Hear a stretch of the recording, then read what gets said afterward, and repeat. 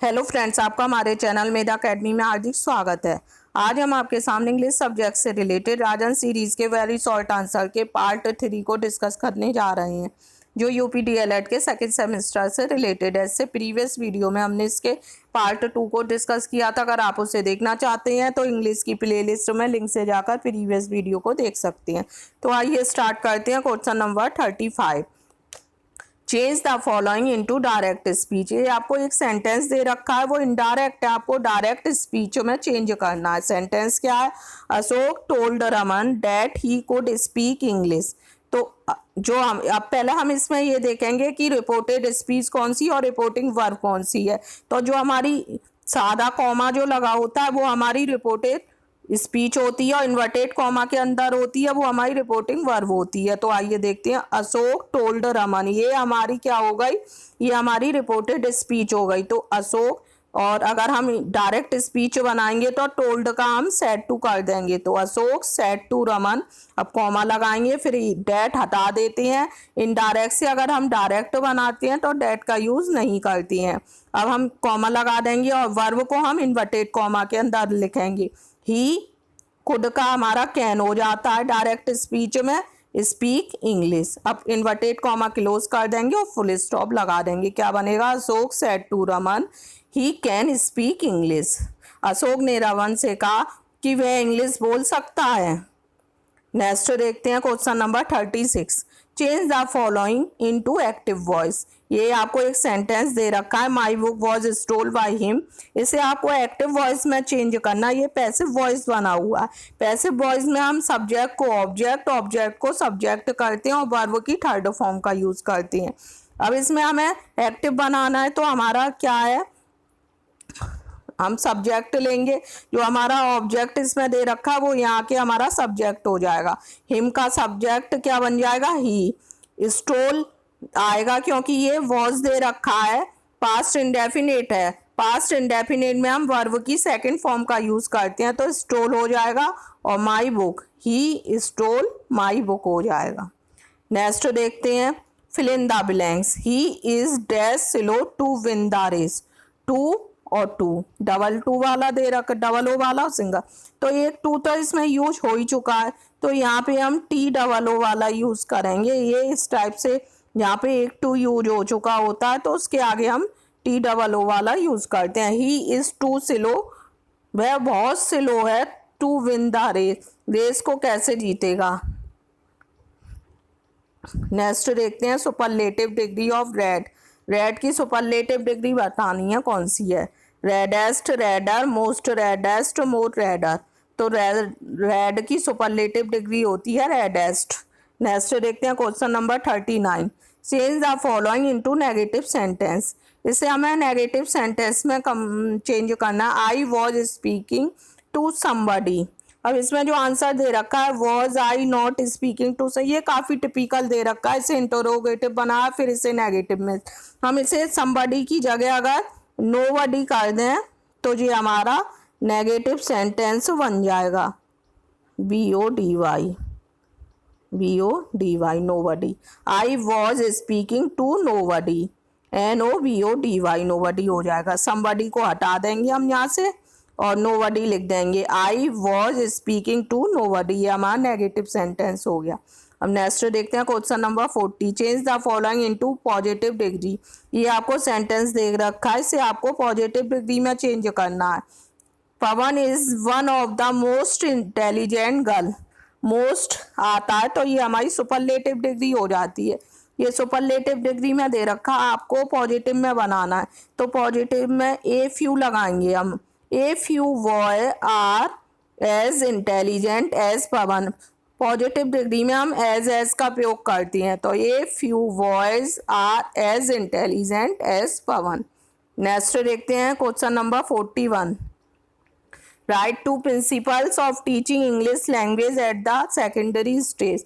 मतलब 2 प्रिंसिपल लिखने हैं इंग्लिश लैंग्वेज के जो सेकेंडरी स्टेज पे यूज करते हैं। द नंबर 1 है पॉइंट, मतलब इसका प्रिंसिपल है the principle of habit formation, और सेकंड है द प्रिंसिपल ऑफ मोटिवेशन, मतलब अभिप्रेरणा का सिद्धांत और आदतों के विकास का सिद्धांत। नेक्स्ट देखते हैं question number 42, what are the most burning problem of English teaching in India. English teaching के लिए इंडिया में क्या क्या प्रॉब्लम्स हैं, तो देखिए आइए देखते हैं क्या क्या प्रॉब्लम ऑफ प्रोनाउंसिएशन, उच्चारण के संबंधी समस्या, प्रॉब्लम ऑफ मदर टंग से रिलेटेड समस्या होती है, और प्रॉब्लम ऑफ ग्रामर से रिलेटेड समस्या होती है। जो इंग्लिश टीचिंग होती है इंडिया में उसमें क्या क्या समस्याएं आती हैं। सबसे पहली समस्या प्रोनाउंसिएशन की, उच्चारण से संबंधित समस्या, फिर उसके बाद मदर टंग की समस्या आती है, और फिर उससे ग्रामर की जानकारी नहीं हो पाती है, उससे इसलिए इंग्लिश बोलने में, लिखने में, पढ़ने में समस्या आती है। नेक्स्ट देखते हैं question number 43, what do you mean by M.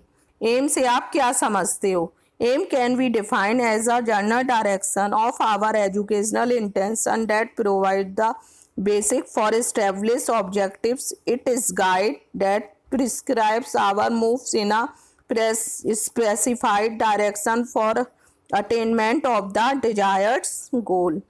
तो इसका कहने का तात्पर्य क्या है कि लक्ष्य से क्या समझते हैं। लक्ष्य जो है, लक्ष्य की पढ़ाई करने के लिए सामान्य निर्देशों के रूप में व्याख्या की जाती है, जिसके आधार पर हम उद्देश्य निर्धारित करते हैं कि हमारा क्या लक्ष्य है, कि जिसके आधार पर हम क्या क्या उद्देश्य बनाएं। यह निश्चित लक्ष्य पाने के लिए हमारे कार्यों की दिशा निर्धारित करने में सहायता करता है। कहने का तात्पर्य है जैसे आपका एम है, बीटीसी कर रहे हैं आप, आपको सरकारी नौकरी में प्राइमरी टीचर बनना है, तो ये आपका एम हो गया। अब इस एम को प्राप्त करने के लिए आपको अपने लक्ष्य निर्धारित करने होंगे। सबसे पहले आपको बीटीसी का एग्जाम पास करना है, फिर उसके बाद टेट का एग्जाम पास करना होगा, उसके बाद सुपर टेट का एग्जाम पास करना। तो ये हमारे लक्ष्य होगा कि बीटीसी एग्जाम पास करना, टेट का और सुपर टेट का।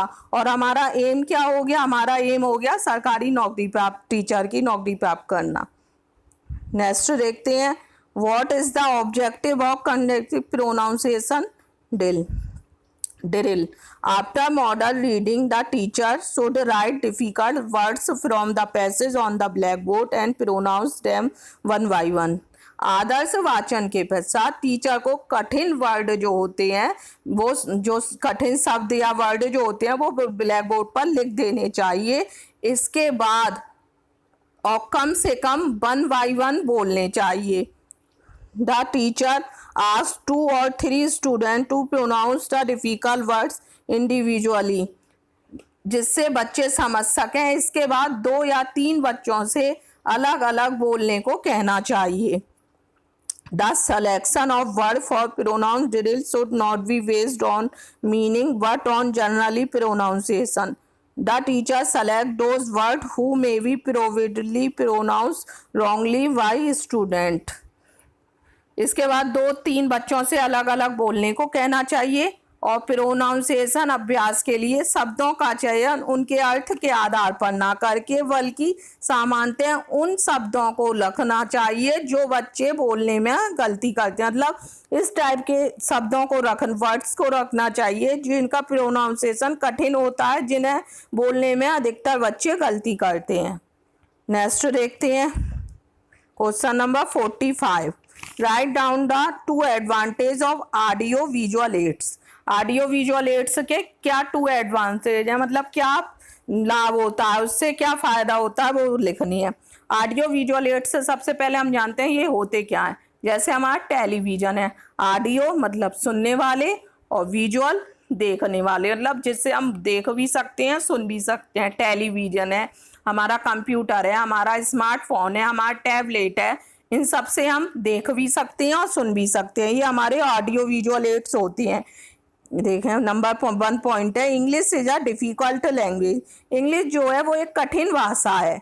Audio visual aids make learning English easy. Audio visual aids के द्वारा हम इंग्लिश को ईजी बना सकते हैं। सेकंड पॉइंट है, a good English teaching is possible only in a natural English environment. हमें एक अच्छी इंग्लिश टीचिंग कराने के लिए ये नेचुरल इन्वायरमेंट बनाना होगा इंग्लिश सिखाने का। और audio visual aids help in the creating the type of environment. और जो हमारे ऑडियो विजुअल एड्स होते हैं वो इस चीज़ ऐसा इन्वायरमेंट तैयार करने के लिए हमारी मदद करती हैं। इन एड्स के माध्यम से हम इंग्लिश को आसानी से बच्चों को सिखा सकते हैं और उनके ऐसा इन्वायरमेंट भी तैयार कर सकते हैं जिससे कि वो खुद से ही सीखने के लिए उत्सुक रहें, उन पर प्रेशर ना डालना पड़े, वो खुद से ही सीखना चाहें। नेक्स्ट है question number 46, right a short poem. ये आपको कोई भी पोइम लिख सकती हैं, इसमें लिखी हुई है to market to buy a pet pig, home again jiggety jig. आपको जो याद हो वो 4 लाइन की कोई भी पोइम लिख सकते हैं।